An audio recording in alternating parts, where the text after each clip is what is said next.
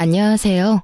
저는 지극히 평범한 40대 초반의 학원 강사이자 홀로 한 아이를 키우는 싱글맘입니다.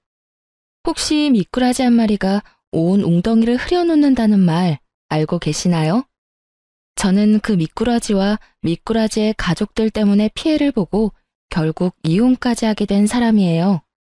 오늘은 그 얄미운 미꾸라지 가족에 대해 이야기해 보려고 이렇게 직접 사연을 신청하게 됐어요. 결혼 전 남편은 관리를 아주 잘하는 사람이었습니다. 어떤 관리냐면 본인과 본인의 집안에 대해 포장을 아주 잘하는 사람이었죠. 처음에 그 사람에게 들었을 때는 정말 괜찮은 집안이라고 생각했습니다. 시부모 두 분은 가서 직접 뵐 때마다 항상 웃는 얼굴에 저에게 시집와주면 너무 좋을 것 같다며 항상 칭찬을 해주기 바빴어요. 물론 저도 그 사람들의 그런 면만 보고 판단한 건 아니었습니다. 남편은 끊임없이 제게 잘해주었고 당연히 결혼해도 그럴 수 있을 거라고 착각했던 것뿐이죠. 물론 저도 결혼하고 나서도 남편이 저한테 그렇게 헌신적일 거라고 100% 믿지는 않았습니다. 그렇잖아요. 결혼하고 바뀌는 사람이 얼마나 많은데. 그런데 결혼을 하고 보니 상황은 생각보다 복잡했습니다. 남편과 시모는 욕심이 많은 편이었습니다. 결혼 전에는 정말 전혀 몰랐던 부분이었습니다. 제가 가지고 있는 것들도 툭하면 욕심내며 지나가는 말로 우리한테 주면 안 되겠냐는 식으로 말하곤 했습니다. 처음에는 저도 농담을 하시는 거라고 생각했는데 듣다 보면 그게 아니라는 걸 알 수 있어요. 게다가 남편은 음식점을 운영 중이었습니다. 그런데 욕심이 많으니 식당을 운영함에 있어서도 굉장히 실속 봐가며 운영을 하더군요.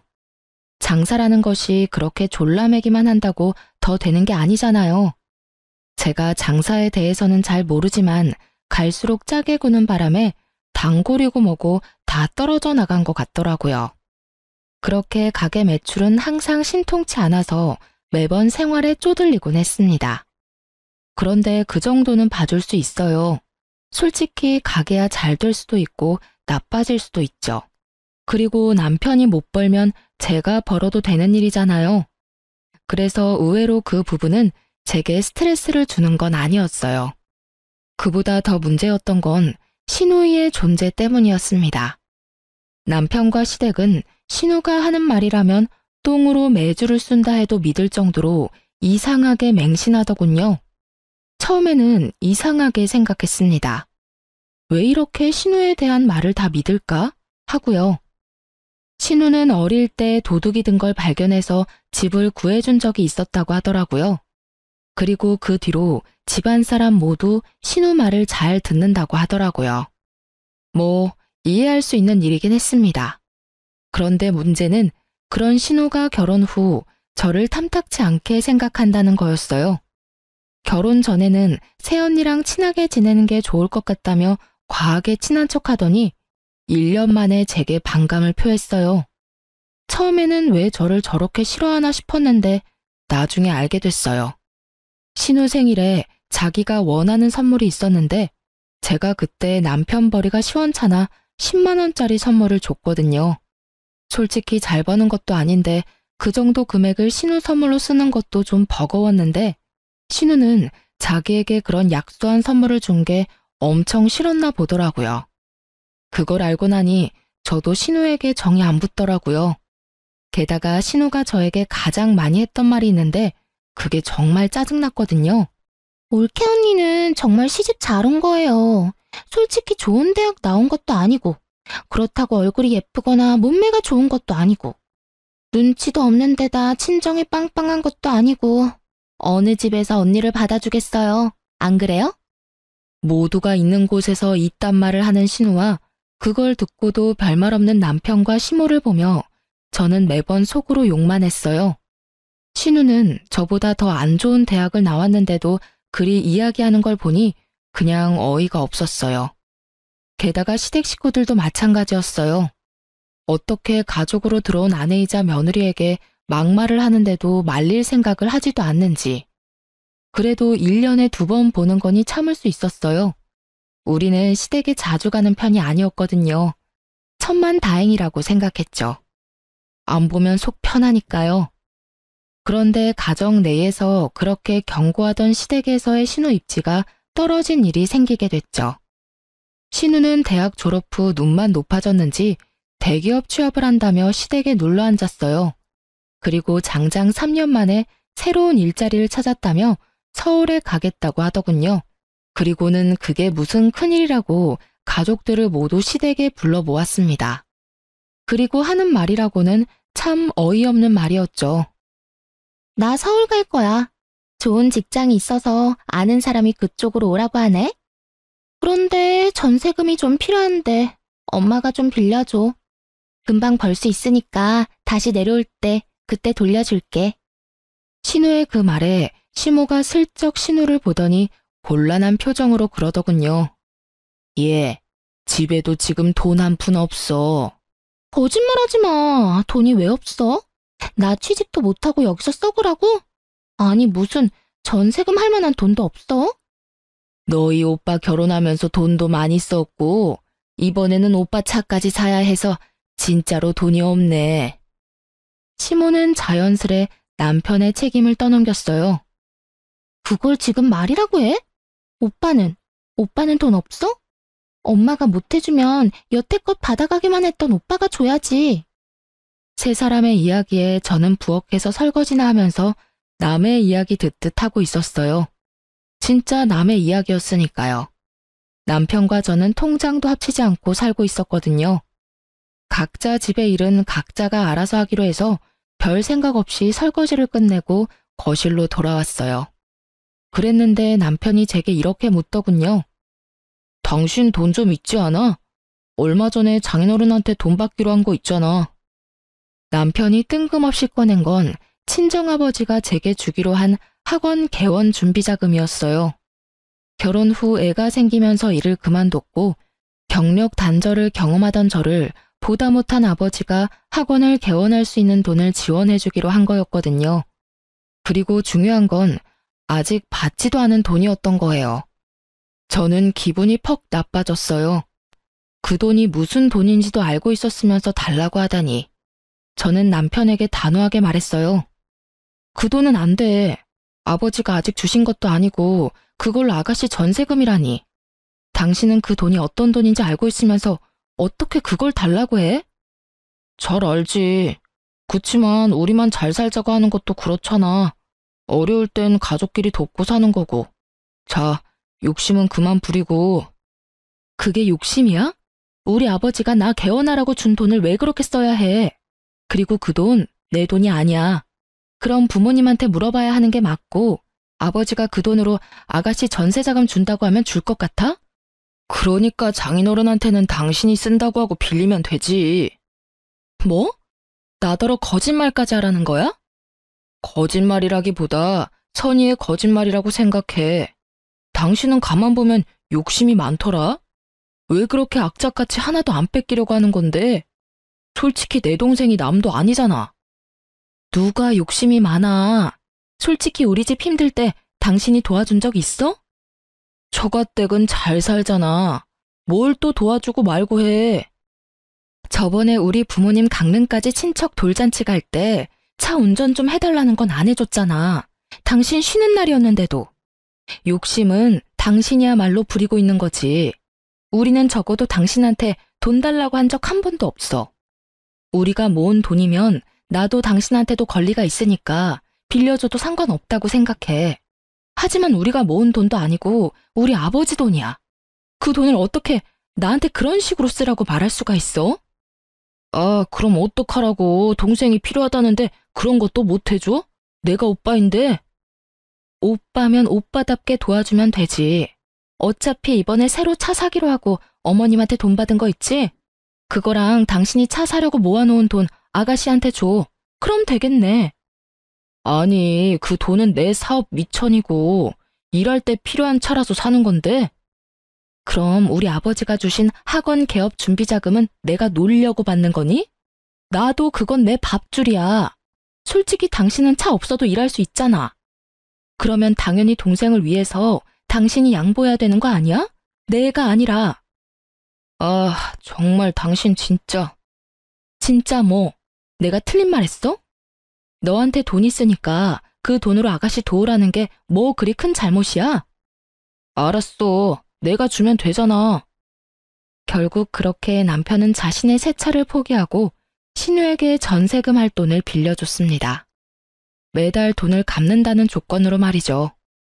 그런데 서울에 가서 일을 하겠다는 신우가 몇 달 만에 집으로 돌아왔더군요. 저는 잠깐 놀러 온 건 줄 알았는데 일주일 넘게 있는 걸 보니까 놀러 온 건 아닌 것 같았습니다. 그래서 슬슬 남편에게 물었어요. 아가씨 요즘 시댁에 자주 있는 것 같은데 휴가래? 아니야, 그런 거. 남편 목소리는 너무 좋지 않았어요. 기분 나쁜 표정을 보니 뭔가 있다 싶었죠. 그래서 남편에게 더 물어봤습니다. 그럼 일하러 간 사람이 왜 여기로 와? 일 그만뒀대? 사직? 아, 어디 가서 말하는 것도 쪽팔리긴 한데 다단계였단다, 다단계. 같이 데리고 간 친구가 등 쳐먹고 날랐대. 그래? 안 됐다. 그래도 전세금 다시 받으면 그래도 당신 차는 살 수 있겠네. 그걸로 마음 풀어. 제가 한 말에 남편이 인상을 더 구겼어요. 아, 전세금에도 뭔가 문제가 있구나 하는 걸 바로 느꼈습니다. 그 기집애가 매달 갚겠다면서 빌려가 놓고는 딱 한 달 갚고는 그 뒤로는 안 갚더라고.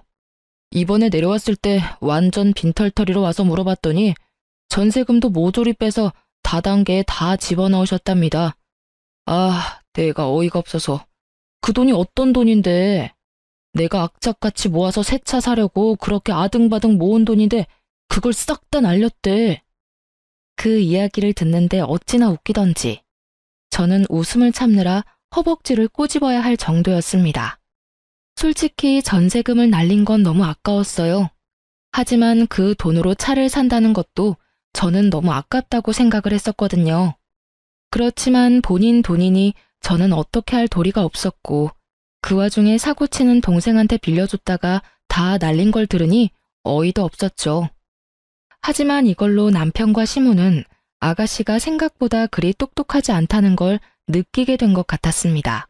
당연하죠. 그 큰 돈을 빌려줬다가 싹 다 말아먹었는데 아가씨에 대한 신뢰가 남아있을 리가 없잖아요. 저는 그 아까운 돈으로 남편이 좋은 경험했다고 생각했어요. 믿을 수 있는 사람과 믿을 수 없는 사람을 빨리 구분하는 건 더 큰 문제를 예방할 수 있는 좋은 예방접종이 될 테니까요. 남편이 믿던 도끼에 발등 찍히던 때 저는 개원한 학원에서의 일이 잘 풀려 돈도 잘 벌고 있었기에 남편의 괴로움이 눈에 들어오지 않았어요. 많이 바빴거든요. 신우는 시댁에 들어와 들러붙었습니다. 일도 하지 않고 부모 돈만 축내는 신우를 보다 못한 시부가 신우에게 일자리를 주선해줬어요. 시부 친구분이 하시는 중소기업에 취직을 하게 됐죠. 거기 취직하면서도 잔소리는 어찌나 많은지 너무 작은 회사다, 돈이 적다, 난리도 아니었어요. 그렇지만 오빠 돈까지 다 날려먹고 집에 붙어있는 상황이니 어쩔 수 없이 취직한 거죠. 오빠가 나서서 날려먹은 돈 빨리 일해서 갚으라고 하니 불평불만이 쑥 들어가 버렸거든요. 그렇게 집안이 좀 안정된 줄 알았는데 의외의 일로 그 평화가 깨졌어요. 제 SNS 때문에요. 하루는 신우가 아주 호들갑을 떨며 제게 말을 붙여오더군요. 올케 언니 SNS 보다가 정말 괜찮은 남자 봤는데 혹시 이 사람 결혼했어요? 신우가 콕 집어 보여준 남자는 저의 어린 시절 소꿉친구였어요. 어릴 때 같은 아파트에서 자란 친구로 저희 친정엄마와 그 친구 엄마가 친한 사이였거든요. 계모임도 여전히 하고 있기도 하고 일단 집이 가까워요.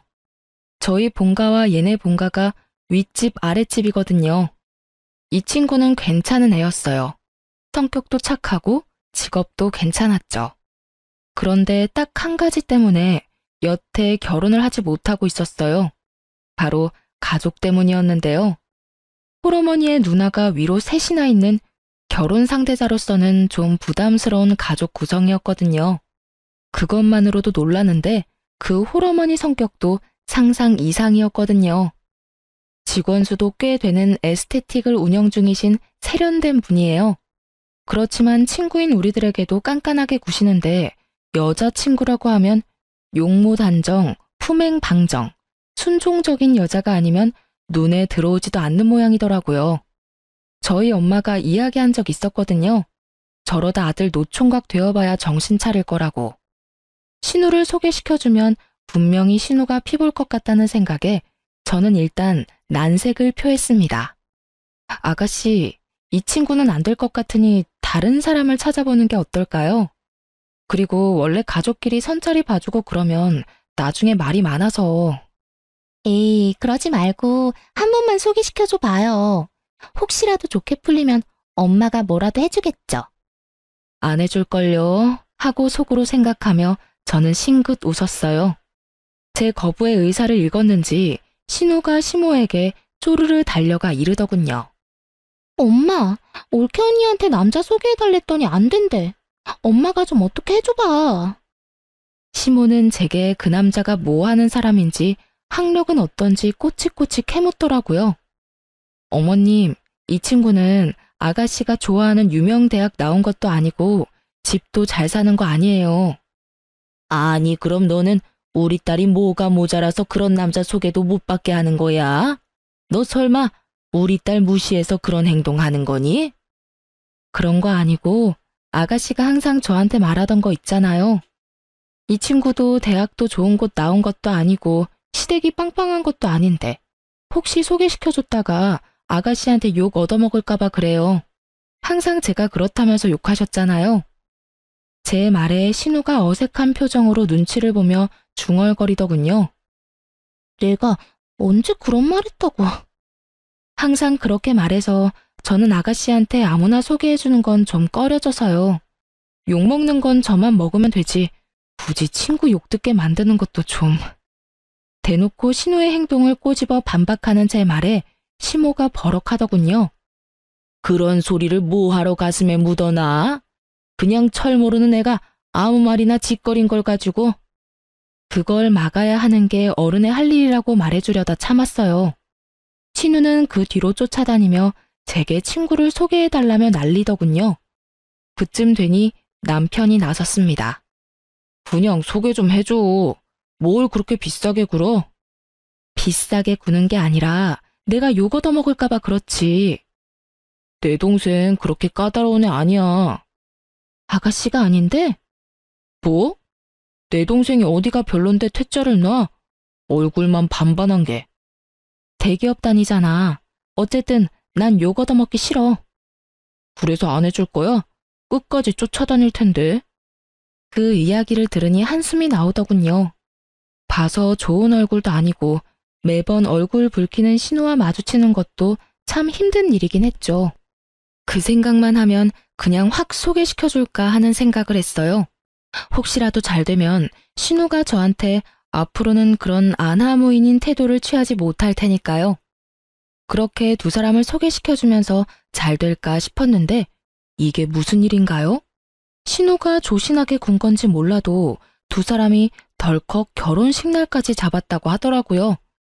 그 덕분에 저는 친구에게 상품권을 선물 받았어요. 솔직히 말하면 이 돈도 받을 기분이 나는 건 아니었거든요. 신우가 어떻게 내 친구와 그 시댁을 구워 삶아서 결혼을 했는지 모르겠지만 저 성격이 들통나지 않을 리가 없다고 생각했거든요. 그래서 저는 친구에게 받은 상품권으로 친구 집에 들어갈 가전을 해줬어요.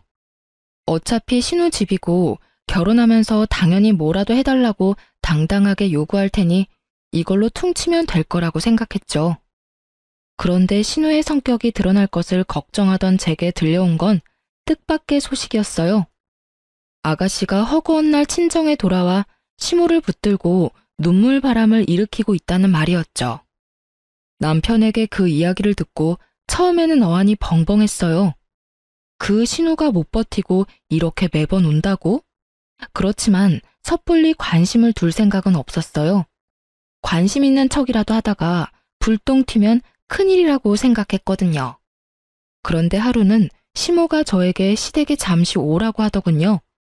일을 마치면 꽤 늦은 시간이라 다음날 가겠다고 했는데 오늘 당장 오라며 강조하길래 어쩔 수 없이 저녁에 지친 몸을 이끌고 시댁으로 갔어요.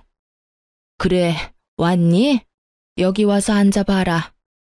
저는 시모가 시키는 대로 거실에 앉았어요. 그런데 거실에는 시모 혼자만 있는 건 아니었어요. 신우가 눈이 퉁퉁 부은 채 거기 앉아 있더라고요. 너희 신우이 눈 퉁퉁 부은 거 보이지? 네, 눈이 많이 부었네요. 울었어요? 올케 언니, 어떻게 그렇게 모르는 척 할 수가 있어요? 척이 아니라 진짜 몰라요. 저 지금 방금 여기 왔거든요. 내가 지금 시댁에서 어떤 취급 당하는지 올케 언니는 다 들어서 알고 있잖아요. 물론 아무것도 몰랐습니다. 그 친구랑 소꿉친구라고 해도 그렇게 세세한 것까지 이야기하는 친구는 아니었고 두 사람의 일과 관련된 건 절대로 제게 이야기하지 말라고 그 친구에게 신신당부를 해뒀거든요. 중간에서 끼이면 골치 아프니까요. 누구한테 뭘 듣는데요. 시댁에서 일이 있었으면 시댁 가서 풀어야지. 여기 와서 저를 부르면 일이 해결이 돼요? 엄마, 봤지? 올케 언니 진짜 냉정해. 자기가 나를 이렇게 만들어 놓고. 제가 아가씨 온 거랑 무슨 상관이 있는데요. 알아듣게 이야기를 좀 해봐요. 오늘 얘 시어머니가 얘한테 뭘 시켰는지 아니? 일 그만두고 남편 내조나 하라고 했단다. 이게 세상에 어느 나라 일이야? 여자는 왜 일도 못하게 해? 내조하라면 할 수 있어. 그런데 일 그만두고 어머니 따라다니면서 하나부터 열까지 다 배우라잖아. 저번엔 제사 지내면서 내가 아무것도 모른다고 어머님이 얼마나 구박을 하는지. 아니, 어떻게 첫 술에 배가 불러. 나중에 하다 보면 다 늘게 되어 있는 건데. 그제야 언뜻 감이 왔어요. 완벽을 추구하는 신우의 시모와 그저 놀면서 식탁에 숟가락만 얹고 싶은 신우 사이에 알력 다툼이 생긴 것 같더라고요. 친구가 대기업을 다니면서 돈 버는 건 나쁘지 않으니 신우에게 일 그만두고 시모와 다니며 집안일이며 시댁 관한 일들을 가르쳐줄 생각이었던 것 같더라고요. 그런데요? 그런데요? 지금 그런데요라는 말이 나와요? 언니가 날 그 사람한테 소개시켜줬잖아요. 왜 그때 시댁이 이런 곳인지 이야기도 안 해줬어요? 제가 그 집에 시집 가본 것도 아닌데 그 집에서 며느리를 어떻게 대하는지 제가 어떻게 알아요. 그리고 서로 좋아서 결혼했으면 그런 일이 있을 때는 남편한테 이야기해야지. 왜 저한테 와서 이야기하시는 거예요? 지금 말하는 의미를 모르겠네요. 올케 언니가 소개시켜줬으니까 언니가 책임져야죠. 어이없는 신우 말에 저는 눈만 껌뻑거리고 있었어요. 제가 뭘 들었나 싶었거든요. 허구한 날 애가 울면서 친정에 오는데 어떻게 가만히 있어? 네가 소개시켜줬으니까 네가 책임져. 언제는 소개시켜달라고 소개시켜주라고 그렇게 난리를 치더니 이제 상황이 조금만 바뀌니 도리어 제게 책임을 지라고 하다니 정말로 어이가 없었어요. 어머님, 책임을 어떻게 질까요? 솔직히 저 그때 소개 안 해주겠다고 계속 거절했었잖아요. 그런 저를 소개해주라고 설득한 게 어머님이랑 남편이었고 결국 제가 세 사람 등살에 못 이겨 소개를 시켜드린 거잖아요. 그런데 무슨 책임을 어떻게 지라고요? 언니가 우리 시댁에 전화해서 나 좀 그만 괴롭히라고 해줘요. 진짜 나 미치겠어요.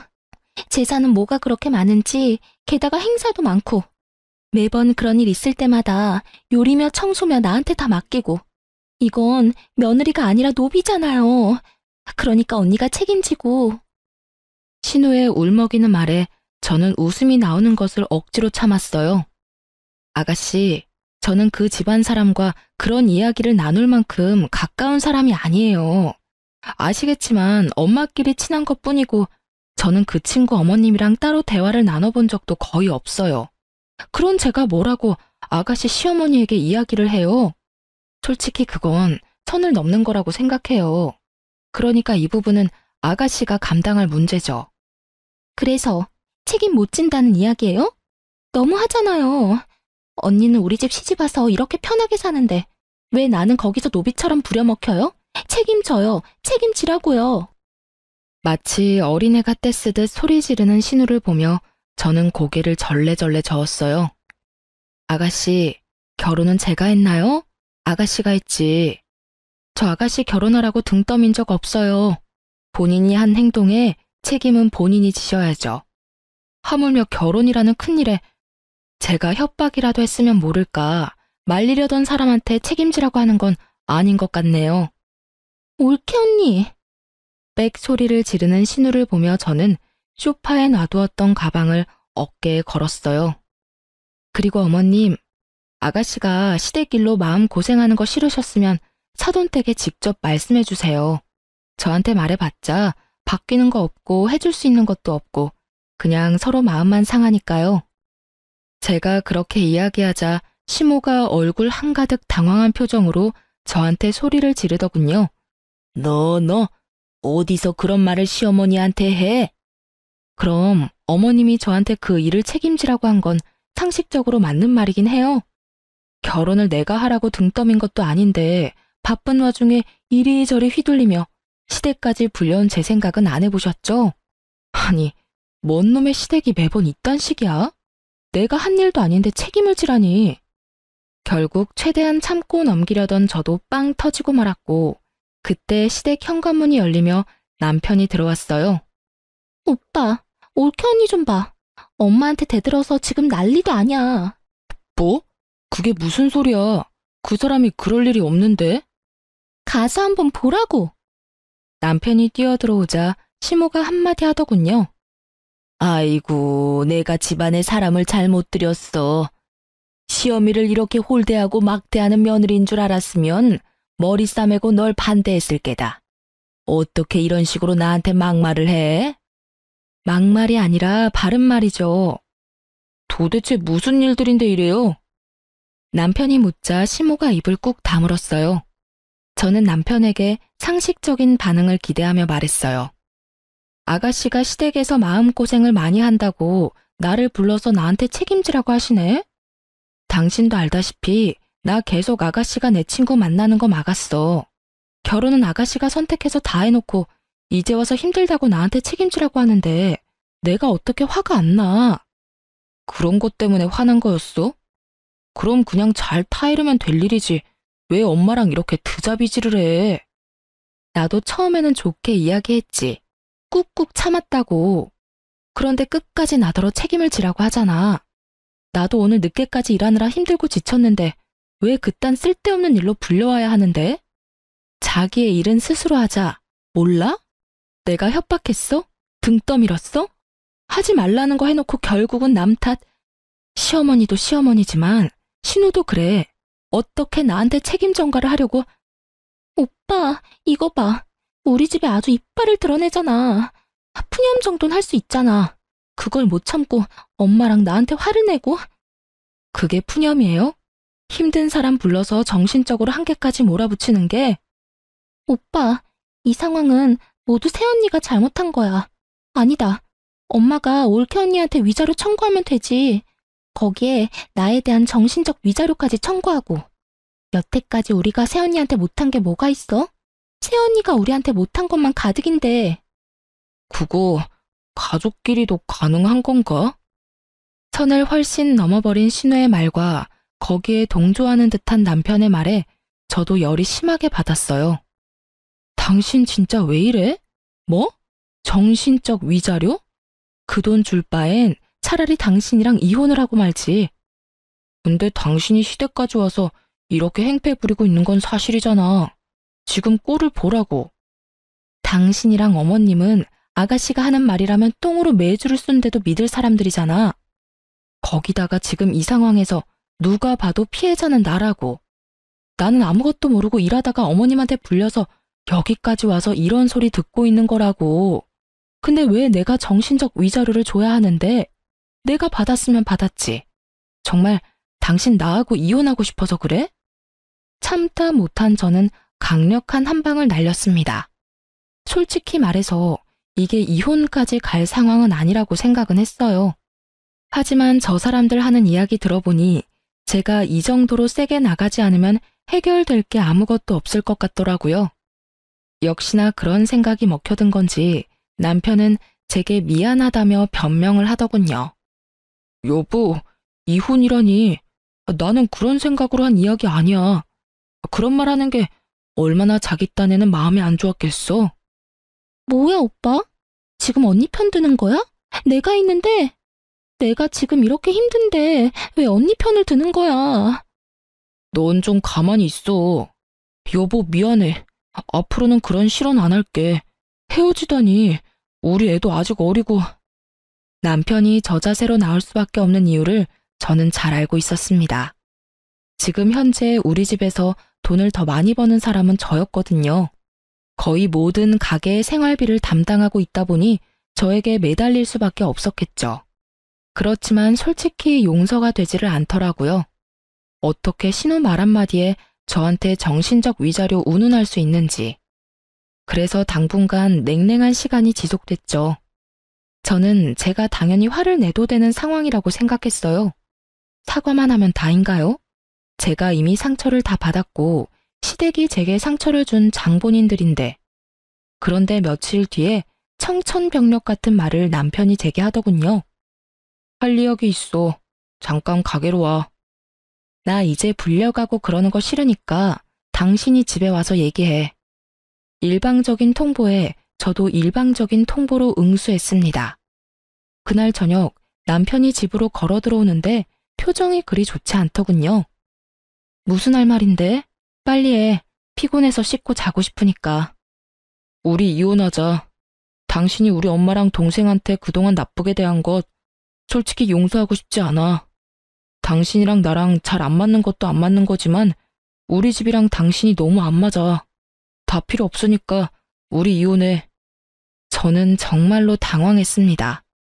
왜 갑자기 이 남자 입에 이혼하자는 말이 나온 건지요? 제가 이혼하자고 말해도 모자랄 판인데. 이혼? 당신 진짜 나한테 이혼하자는 거야? 그래, 이혼. 당신이 하고 싶다고 했던 이혼. 재산 분할이며 위자료며 다 법대로 처리할 거야. 나중에 별말 나오지 않도록. 괜찮지? 위자료 같은 소리하고 앉아있네. 이보세요. 위자료는 잘못한 사람이 피해를 당한 사람한테 주는 거야. 지금 이 상황에서는 누가 보나 내가 피해를 당한 사람이라고. 지나가는 사람 100명 붙들고 100명한테 물어봐. 다 당신네 가족들한테 문제가 있다고 할걸? 그런데 뜬금없이 나한테 위자료? 그거야 소송해보면 될 일이고. 어쨌든 이혼하자. 당신이랑 더는 같이 살고 싶지가 않아. 정말 어이가 없었습니다. 이렇게 일방적이고 갑작스럽게 이혼을 통보할 수 있나요? 싸워서 홧김에 그렇다고 하기에는 남편이 서류까지 들고 왔더라고요. 열은 받았지만 그래도 이렇게 갑작스러운 일에 저도 감정적으로 대응할 수 없어서 남편에게 시간을 갖자고 말했어요. 일주일만이라도 저는 그 일주일 안에 남편의 마음이 왜 변했는지를 찾아보려고 했거든요. 그런데 의외의 장소에서 알게 됐어요. 이혼을 이야기하러 남편 가게에 들렀는데 남편이 잠시 직원만 놔두고 화장실을 갔더라고요. 그때 노트북 화면에 남편이 나누고 있던 메신저 대화 내용이 눈에 보이더라고요. 실시간으로 대화 내용이 갱신되는데 보다가 뒷목 잡을 뻔했어요. 신우랑 나눈 대화였는데 고 여우 같은 신우가 남편에게 열심히 바람을 불어넣고 있더군요. 내가 알아보니까 혼인 후에 마련한 재산은 재산 분할에 들어간대. 내가 저번에 말했잖아. 언니가 개원한 학원도 재산 분할 들어간다고. 그러면 못해도 오빠가 돈 더 많이 받지 않겠어? 게다가 언니가 우리 집에서 못되게 굴던 거 증거 찾아서 위자료 소송해도 되고. 어딜 보나 오빠한테는 이득이지.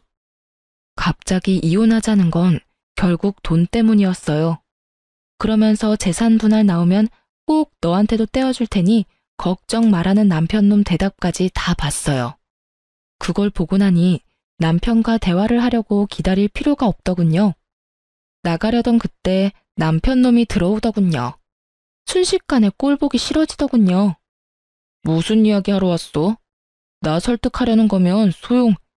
이혼하자. 당신이 이렇게 이혼하자는데 내가 매달릴 필요가 없지.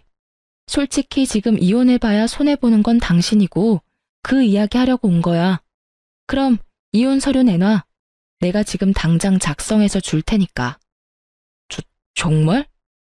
제가 이혼을 해주겠다고 하니 남편 놈이 갑자기 당황하더라고요. 왜? 내가 안 해줄 것 같았어? 해줄게 하면 되지. 뭐가 문제야? 나중에 딴말하기 없기야. 그리고 진짜로 법대로 다 나누기로 하는 거 알지? 안다니까. 걱정하지 마. 저는 남편 놈의 얄팍한 수에 코웃음을 치며 이혼을 하기로 했어요. 그리고 이혼은 소송으로 진행됐습니다. 저도 변호사를 찾아갔죠. 그리고 이혼 판결이 났는데 남편이 제게 위자료를 지급하고 재산 분할도 제가 원하는 것만큼 나왔더라고요. 그런데 판결 이후 남편 놈에게서 전화가 왔어요. 받지 않으려니 제 학원까지 쳐들어왔더군요. 결국 밖으로 데려나가서 이야기를 했어요. 전 남편은 지나치게 흥분한 상태였어요. 당신 중간에 무슨 짓 했어? 재산 분할도 엉망진창이고 위자료는 내가 왜 당신한테 줘야 하는데? 왜? 뭐가 잘못됐어? 아, 내가 있는 학원이 재산 분할에 들어가지 않은 것 같아서 그래? 제 말에 전 남편이 허를 찔린 듯 아무 말을 못하더군요. 내가 그 속셈 모를 줄 알았어? 학원까지 날름하고 싶었나 본데 그거 내 명의로 설립된 학원 아니야. 실제로 아버지가 운영하는 학원이고 나는 거기에서 고용되어 일하는 직원이지. 이제 설명이 됐어? 뭐? 그거 학원 개원 자금이었다며. 그런데 왜 장인어른 이름으로 되어 있어? 당신이나 시어머니나 옛날부터 신우한테는 간이며 쓸개며 다 빼다 줄 것처럼 굴길래 아버지한테 아버지 이름으로 해달라고 내가 부탁했어. 내 이름으로 되어 있으면 언제 뺏길 줄 모르잖아? 저번에도 돈 받기 전에 신우 전세금으로 뺏길 뻔했고. 당신 진짜 너무하다. 그래놓고 어떻게 나한테 그렇다는 말 한마디를 안 했어? 내가 왜 해야 하는데?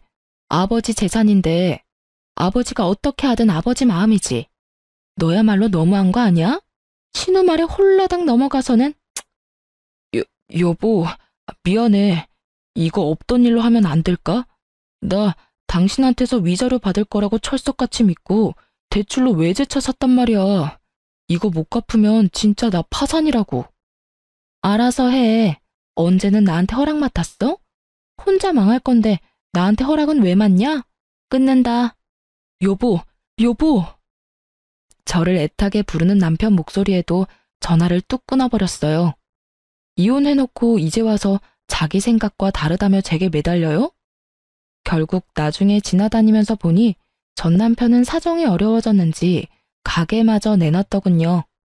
어차피 그리 장사가 잘 되던 가게가 아니어서 언젠가는 망하겠지 싶었는데 이혼하고 얼마 안 돼서 바로 망해버리더군요. 저는 위자료와 재산 분할 받은 돈으로 학원 근처에 전세를 얻어 들어갔어요. 친정이 가까이 있어 애도 봐주시니 솔직히 예전보다 더 마음 놓고 일할 수 있는 환경이었죠. 그런데 주말에 쉬고 있는데 친정엄마가 제게 주소를 하나 던져주며 지금 이쪽으로 오라더군요. 오늘 모임에 가져가야 할 물건을 놔두고 왔다고 말이죠. 그런데 주소를 보니 좀 가고 싶지 않았어요. 그 주소는 제 소꿉친구의 본가였거든요. 즉, 신우 시댁이었던 거죠. 그렇지만 신우가 오빠 이혼시키고 망하게 만든 뒤에 어떻게 지내고 있나 싶어 한번 가보기로 했죠. 그런데 집에 갔더니 신우 표정이 아주 살벌해지더군요. 오빠가 그 꼴난 게 마치 제 탓이라는 표정이었죠. 여전히 상황 파악 못하고 남 탓만 하고 있어서 저도 가만히 있지는 않았어요. 신우가 부엌에서 일 보는 사이에 아주머니에게 슬쩍 말을 걸었죠. 아주머니, 그거 아세요? 아주머니 며느리요. 사실은 허당인 거 아세요? 그게 무슨 소리니? 예전에 일하러 서울 간다면서 전세금 내놓으라고 집에서 난리 피운 적 있었거든요. 그때 전 남편이 차 살 돈으로 전세금 줬는데 그것까지 싹 다 말아먹고 결국 집에 내려왔었죠. 그때 정말 웃겼어요. 사기당한 게 자기 잘못이냐며 자기는 잘못 없으니까 돈 갚을 필요도 없다고 우기는데 하긴 제일 웃겼던 건 제 전남편 꼬드겨서 저랑 이혼하게 만든 거였네요. 위자료 받을 수 있다고 바람 불어넣어서 결국 이혼했는데 결국은 그쪽이 망했거든요. 제가 그렇게 이야기하자 아주머니뿐만 아니라 그 집 시누이들까지 완전 난리가 났더라고요. 넌 도대체 젊을 때 뭘 하고 돌아다닌 거니? 설마 지금도 다단계 같은 거 하는 거 아니지? 어쩐지 친정하고도 요새 사이 안 좋아 보이더니 그런 일이 있었던 게야? 너 처신 잘해라. 어떻게 이런 애가 우리 집에 들어와서는? 어머니, 사실이 아니에요. 저는 그런 적 없어요. 이건 다 저를 모함하려고. 전 있는 사실만 이야기해요. 다 끝난 마당에 무슨 거짓말을 해요? 판결이 그렇잖아요, 판결이. 그런데도 이렇게 아가씨는 멀쩡하게 결혼 생활 잘 유지하고 있는 거 보면 신기하네요. 그러니까 올케는 가만 보면 참 운이 좋은 것 같아. 솔직히 대학도 별로고 얼굴이나 몸매도 그닥 좋은 것도 아니고 일은 지지리도 못하지 사고는 치고 다녔지. 내 동생 아니었으면 어디 시집이나 갔겠어? 제가 들었던 그 대사를 말해주는 친구의 누나를 보며 저는 속으로 웃음을 겨우 삼킬 수 있었어요. 저는 언니 옆에서 웃으며 말했어요. 그래도 다 과거의 일이고 사람이잖아요. 분명히 훈육하면 사람도 바뀔 테니 아주머니와 언니들이 잘 교육해주면 되죠. 빈틈없이 꼼꼼하게. 그 말에 전 신우 얼굴은 똥 씹은 것처럼 변하고 저는 그런 신우를 놔두고 그 집에서 나왔어요. 그날 저녁 전 신우에게서 전화가 왔지만 스팸으로 돌려두고 전화를 받지 않았어요. 그렇게 몇 달 지났을까요? 쉬는 날 친정에 들러서 애 맡겨두고 편하게 누워서 TV를 보는데 밖이 엄청 소란스럽더라고요. 그래서 이상하다 싶어서 현관문을 빼꼼 열어봤는데 아랫집에서 엄청 큰 고함 소리가 오가더군요. 바로 제 소꿉친구의 집에서 나오는 소리였어요. 오빠, 나가라고. 왜 여기까지 와서 행패야? 이거 안 놔? 내가 네 실체 여기다 다 까발려버릴 거야. 사돈어른, 제 말 잘 들으세요. 이 녀석 임신한 거 다 거짓말이에요. 시댁에 임신했다고 하면 자기한테 잘해줄 거라고 생각하고 거짓말한 거예요. 오빠 미쳤어? 저리 꺼지라고. 제발 부탁이야. 네 부탁 이제 들어줄 일 없으니까 너나 꺼져. 내가 지금 여기서 왜 이러고 있는데? 네가 나한테 바람 넣어서 결국 와이프랑 이혼하고 가게까지 팔아먹고 배달일 하는 게 고작이야. 그런데 너는 책임질 생각은 전혀 없이 나한테 뭐? 오빠 인생이니까 오빠가 책임져? 내가 오늘 네 인생 끝장을 보게 해줄게. 사돈어른! 뭐? 그 말이 사실이냐? 어머님, 아니에요. 아닙니다. 설마 네가 그런 거짓말을 할 리가 아니다. 지금 당장 산부인과 가보자. 어서. 안 돼요, 어머님. 저 지금 몸이 너무 안 좋아서. 당장 가자는데도 뭐 하는 거야? 그래, 거짓말이 맞구나. 네가 나한테 거짓말을 했어. 내가 손주를 얼마나 기다렸는데 네가 네 년이 이 집에 들어오고부터 우리 집에 망조가 들었어. 안 되겠다. 너 당장 나가. 내 집에서. 그리고 우리 아들 집에서도 당장 짐 싸서 나가. 당장 안 나가면 경찰 불러서 쫓아낼 거야. 어머님, 용서해 주세요. 너무 힘들어서 그랬어요. 결국 두 사람 모두 아랫집 아주머니에 의해 쫓겨났더군요. 저는 거기까지 듣고 조용히 저희 집으로 올라왔어요.